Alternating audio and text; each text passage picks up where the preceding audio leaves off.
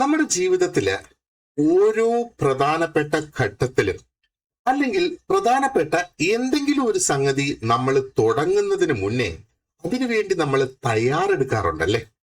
നമ്മളൊരു പുതിയ കോളേജിൽ ചേർന്നു, അഡ്മിഷൻ എടുത്തു. അവിടെ ക്ലാസ്സിന് പോകുന്നതിന് മുന്നേ നമ്മൾ ഒരു തയ്യാറെടുപ്പ് നടത്തും. ഒരു തയ്യാറെടുപ്പ് എന്ന് പറയുമ്പോൾ ഒരുപക്ഷെ നമുക്ക് ആവശ്യമായ ബുക്സ് നമ്മുടെ കയ്യിലുണ്ടോ, പേനയുണ്ടോ, പെൻസിലുണ്ടോ എന്നൊക്കെയുള്ള കാര്യങ്ങൾ നോക്കിയാണ് അവിടെ വരുന്ന ആ ഒരു തയ്യാറെടുപ്പ് എന്ന് പറയുന്നത്. അതേപോലെ നമുക്ക് ജീവിതത്തിൽ വളരെ പ്രധാനപ്പെട്ട ഒരു സംഗതിയാണ് നമ്മുടെ PSC പരീക്ഷകൾ എന്ന് പറയുന്നത്. ഈ പരീക്ഷയ്ക്ക് നമ്മൾ തയ്യാറെടുക്കുന്നതിന് മുന്നേ ഒരു തയ്യാറെടുപ്പും നമുക്ക് വേണം, അല്ലെ? ആ പ്രിപ്പറേഷന്, അതായത് എക്സാമിന്റെ പ്രിപ്പറേഷന് നമ്മൾ തയ്യാറാണോ? അല്ലെങ്കിൽ ഏത് രീതിയിൽ നമ്മൾ ആ ഒരു പ്രിപ്പറേഷൻ തുടങ്ങണം, എവിടെ തുടങ്ങണം എന്നൊക്കെയുള്ളത് വളരെയധികം കൺഫ്യൂസ്ഡ് ആയിട്ട് നമ്മൾ പലപ്പോഴും നിൽക്കാറുണ്ട്. അപ്പൊ നമ്മളൊരു ഗൈഡ് വാങ്ങിയാൽ ആ ഗൈഡിന്റെ ആദ്യത്തെ പേജ് മുതൽ നമ്മൾ പഠിച്ച് മുന്നോട്ടങ്ങ് പോകും, അല്ലെ? നമ്മൾ ഇനി ഒരു കോഴ്സിന് ജോയിൻ ചെയ്താൽ ആ ഒരു കോഴ്സിൽ അവർ തരുന്ന ലെസൺസ് അതേപോലെ ഫോളോ ചെയ്ത് നമ്മൾ അങ്ങ് പോകും. പക്ഷേ നമ്മൾ ഒരിക്കലും ചിന്തിക്കാറില്ല, ഇതിൽ ഏറ്റവും എളുപ്പമായ ഭാഗമാണോ ഞാനിപ്പോ തുടങ്ങുന്നത്, അതോ എനിക്ക് ഒട്ടും അറിഞ്ഞൂടാത്ത ആ ഒരു ഭാഗത്തൂടെയാണോ ഞാനിപ്പോ കടന്നു പോകുന്നത്, ഏതാണ് ഞാനിപ്പോ പഠിക്കുന്നത്, അല്ലെങ്കിൽ ഏതാണ് പഠിക്കേണ്ടത് എന്നുള്ള സംഗതികളൊക്കെ നമുക്ക് പലപ്പോഴും കൺഫ്യൂഷൻ ആയിരിക്കും, അല്ലെങ്കിൽ ചിലപ്പോൾ അതിനെക്കുറിച്ച് നമ്മൾ ചിന്തിക്കുക പോലും ചെയ്യില്ല എന്നുള്ളതാണ്. ഇനി നമ്മൾ CDPയുടെ ആ ഒരു പ്രിപ്പറേഷനിലേക്ക് നമ്മൾ വരുവാണെന്നുണ്ടെങ്കിൽ നമുക്കറിയാം ഇതിനകത്ത് പ്രധാനമായിട്ട് 4 സബ്ജക്ട്സ് ഉണ്ടല്ലേ. സൈക്കോളജി ഉണ്ട്, സോഷ്യൽ വർക്ക് ഉണ്ട്, സോഷ്യോളജി ഉണ്ട്, ഹോം സയൻസ് ഉണ്ട്. അപ്പം നമ്മൾ ഓരോരുത്തരും ഇതിലേതെങ്കിലും ഒരു സബ്ജക്റ്റ് ആയിരിക്കും പഠിച്ചിട്ടുണ്ടാവുക. എന്നാൽ പലരും ഒന്നിലധികം സബ്ജക്ട്സ് പഠിച്ചവരും ഉണ്ടാകാം, പക്ഷേ അത് വളരെ ചുരുക്കമായിരിക്കും, അല്ലെ? അപ്പോ ഇവിടെ ഒന്ന് നമ്മൾ പഠിച്ചിട്ടുള്ള ഒരു സബ്ജക്ട്, 3 സബ്ജക്ട്സ് നമ്മൾ പഠിച്ചിട്ടില്ലാത്തത്, എന്നാൽ അത്യാവശ്യം അതിനെക്കുറിച്ച് നമുക്കറിയാം. അപ്പൊ ആദ്യം നമ്മൾ നടത്തേണ്ടത് എന്ന് പറയുന്നത് ഒരു പ്രീ കോഴ്സ് അനാലിസിസ്, നമ്മുടെ തന്നെ ഒരു സെൽഫ് റിഫ്ലക്ഷൻ നമ്മൾ നടത്തണം. അത് തന്നെയാണ് നമ്മൾ ഈ ഒരു വീഡിയോയിൽ ചെയ്യാൻ പോകുന്നത്. So I would like to introduce the pre-course assessment. Okay, അപ്പൊ നിങ്ങൾ ടീച്ചേഴ്സ് ആണെന്നുണ്ടെങ്കിൽ നിങ്ങൾ ആ ഒരു ടീച്ചിങ് മെത്തേഡ്സ് ഒക്കെ പഠിക്കുന്ന സമയത്ത് അല്ലെങ്കിൽ അസസ്മെന്റ്സ് പഠിക്കുന്ന സമയത്ത് നിങ്ങൾ പഠിച്ചിട്ടുണ്ടാകും ഈ ഒരു പ്രീ കോഴ്സ് അസസ്മെന്റ് എന്നുള്ളത്. അപ്പൊ ഇവിടെ നമ്മൾ ഉദ്ദേശിക്കുന്നത് ആ ഒരു പഠനം തുടങ്ങുന്നതിന് മുമ്പ് നമുക്ക് ഓരോരുത്തർക്കും ആക്ച്വലി എന്ത് അടിസ്ഥാന വിവരങ്ങൾ നമുക്കറിയാം എന്നുള്ളത് നമ്മൾ മനസ്സിലാക്കുക എന്നുള്ളത് വളരെയധികം പ്രധാനപ്പെട്ട ഇമ്പോർട്ടന്റ് ആയിട്ടുള്ള ഒരു സംഗതി തന്നെയാണ്. So welcome to the pre course assessment for child development project officer. ഇത് നിങ്ങൾ എന്റെ കോഴ്സിൽ ജോയിൻ ചെയ്താലും ജോയിൻ ചെയ്തില്ല എങ്കിലും ഈ ഒരു റെഡിനെസ് ഡയഗ്നോസ്റ്റിക് ടെസ്റ്റിൽ നിങ്ങൾ പങ്കാളിയാവുക. ഈ ഒരു ടെസ്റ്റിൽ പങ്കെടുത്തു എന്നും പറഞ്ഞ് നാളെ മുതൽ ഞാൻ നിങ്ങളെ വിളിച്ച് എന്റെ കോഴ്സിന് ജോയിൻ ചെയ്യൂ എന്ന് നിർബന്ധിക്കില്ല. പക്ഷേ എന്റെ കോഴ്സിന് ജോയിൻ ചെയ്താലും ഇല്ലെങ്കിലും നിങ്ങൾ സ്വന്തമായിട്ട് പഠിക്കുകയാണെങ്കിലും വേറെ ഏതെങ്കിലും ഒരു ഇൻസ്റ്റിറ്റ്യൂട്ടിൽ നിങ്ങൾ ജോയിൻ ചെയ്ത് പഠിച്ചിരുന്നാലും എനിക്ക് യാതൊരു വിരോധവുമില്ല. ഈ ഒരു അസസ്മെന്റിൽ നിങ്ങൾ പങ്കാളിയാവുക എന്നുള്ളതാണ് പ്രധാനപ്പെട്ടത്. കാരണം ഈ വരാൻ പോകുന്ന ഒരു അവസരം ഇനി ഒരു പക്ഷേ 4-5 വർഷം കഴിഞ്ഞിട്ടായിരിക്കും ഈ ഒരു അവസരം വരിക. അപ്പോഴേക്കും ചിലപ്പോ നമ്മളിൽ പലർക്കും ഇതിൽ പങ്കെടുക്കാൻ പറ്റാത്ത സാഹചര്യങ്ങളായിരിക്കും നമുക്ക് നമ്മുടെ ലൈഫിൽ വരിക, അല്ലെ? സോ കയ്യിലുള്ള ഓപ്പർച്യൂണിറ്റി ഏറ്റവും നന്നായിട്ട് നമുക്ക് പ്രയോജനപ്പെടുത്താം. So let me just introduce എന്താണ് ഈ ഒരു റെഡിനെസ് ഡയഗ്നോസ്റ്റിക് ടെസ്റ്റ് എന്ന് പറയുന്നത്.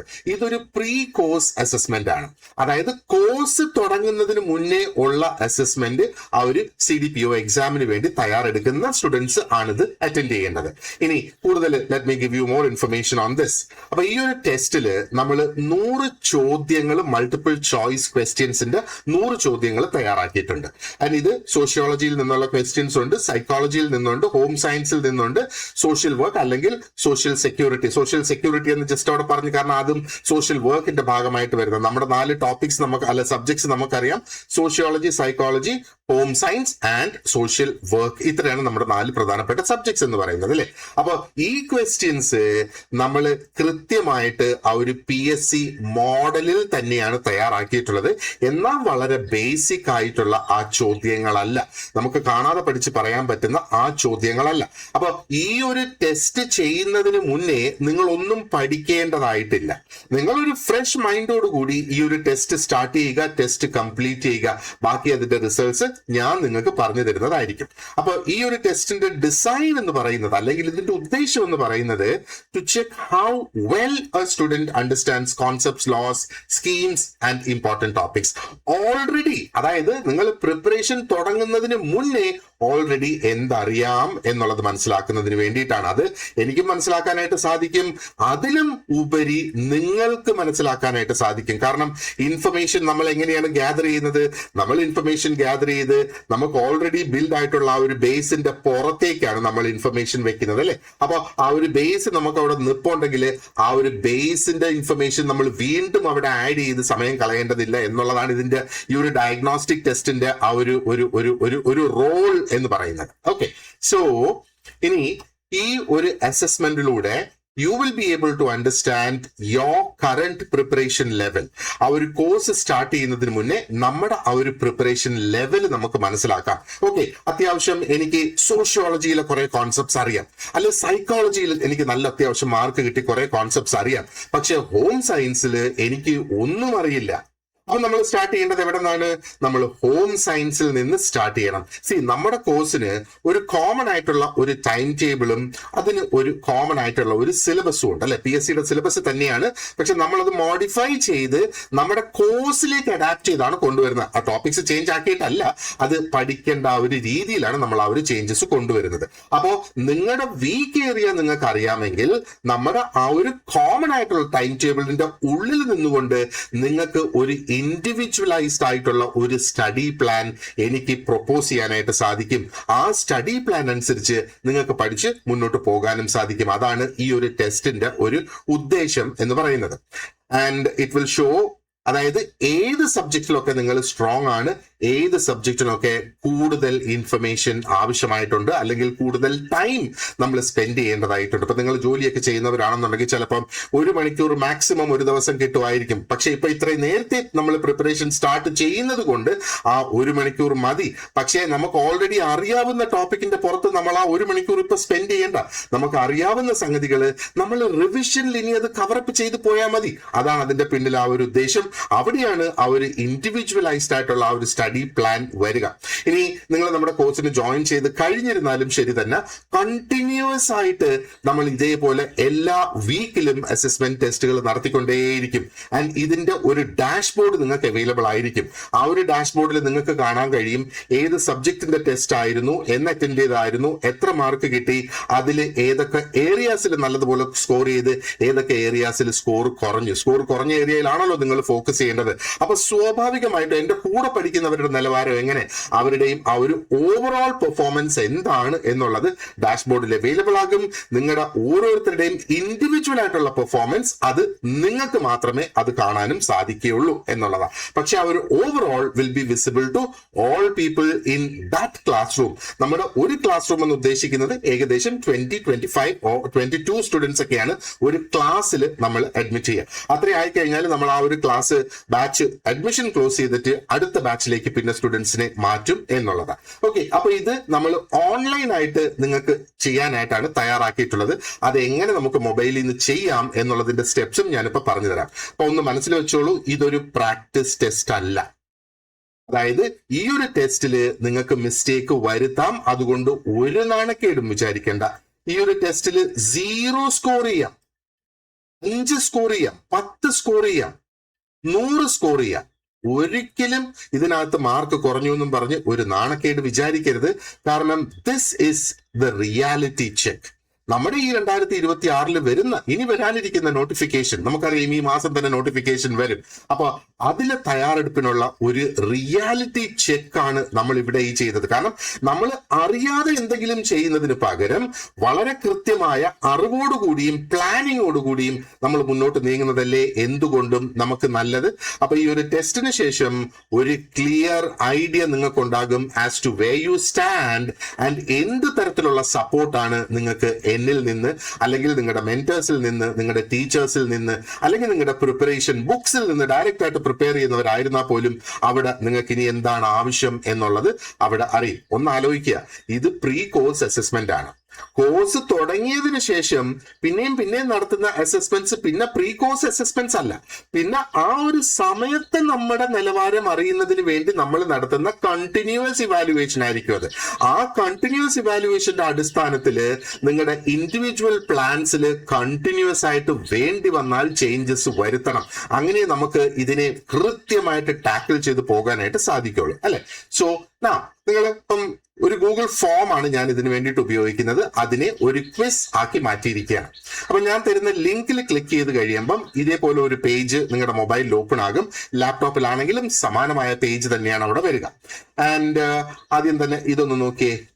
Total time allowed 2 hours. നമുക്കറിയാം 90 minutes ആണ് PSC എക്സാം എന്ന് പറയുന്നത് അല്ലെ. അപ്പോൾ ഇവിടെ ഞാൻ അത് മാറ്റിയിട്ട് ഒരു 120 minutes ഇവിടെ വെച്ചിട്ടുണ്ട്. കാരണം നിങ്ങൾക്ക് ചിലപ്പോൾ ക്വസ്റ്റ്യൻ 1-2 തവണ ഒന്ന് വായിക്കേണ്ടതായിട്ട് വരും. ഇതിനകത്ത് ഇൻസ്ട്രക്ഷൻസ് നിങ്ങൾക്ക് വായിക്കേണ്ടതായിട്ട് വരും. അതുകൊണ്ട് കുറച്ച് എക്സ്ട്രാ ടൈം ഞാനിവിടെ വെച്ചു. പക്ഷേ ദാറ്റ് ഡസന്റ് മീൻ ഒരു ചോദ്യം കണ്ടിട്ട് ആ ഒരു ചോദ്യം ഹോൾഡിലിട്ട് ChatGPTയിലോ ഗൂഗിളിലോ AI ഉപയോഗിച്ച് അതിന്റെ ആൻസർ കണ്ടുപിടിക്കരുത്. കാരണം നമ്മുടെ സെൽഫ് റിഫ്ലക്ഷന് വേണ്ടി നമുക്ക് എന്ത് നോളജ് ഉണ്ട് നോക്ക്. നിങ്ങൾ ആ ഒരു ഫൈനൽ എക്സാമിന്റെ സമയത്ത് ഇരിക്കുമ്പം ഒരു കാരണവശാലും നിങ്ങൾക്ക് ChatGPT ഒന്നും റെഫർ ചെയ്യാനായിട്ട് സാധിക്കില്ല, ഗൂഗിൾ റെഫർ ചെയ്യാനായിട്ട് സാധിക്കില്ല, ബുക്സ് റെഫർ ചെയ്യാനായിട്ട് സാധിക്കില്ല. അതേപോലെ സീരിയസ് ആയിട്ട് ഓണസ്റ്റ് ആയിട്ട് ഈ ഒരു ടെസ്റ്റ് ആൻസർ ചെയ്താൽ നിങ്ങൾക്ക് നിങ്ങളുടെ ബേസ് സ്ട്രോങ് ആയിട്ട് ബിൽഡ് ചെയ്ത് വരാം. അപ്പൊ 2 മണിക്കൂർ 120 minutes ഞാനിതിൽ വെച്ചിട്ടുണ്ട് as against the original 90 minutes. Okay, അപ്പൊ ഇച്ചിരി സമയം എടുത്ത് തന്നെ ചിന്തിച്ച് ഓരോന്നിന്റെ ആൻസർ കൊടുത്തു പോവുക. ഇവിടെ നിങ്ങൾ തെറ്റിച്ചെന്തെങ്കിലും ഉത്തരം തന്നു കഴിഞ്ഞാൽ അതിന് ഞാൻ നെഗറ്റീവ് മാർക്കിംഗ് ഇടും.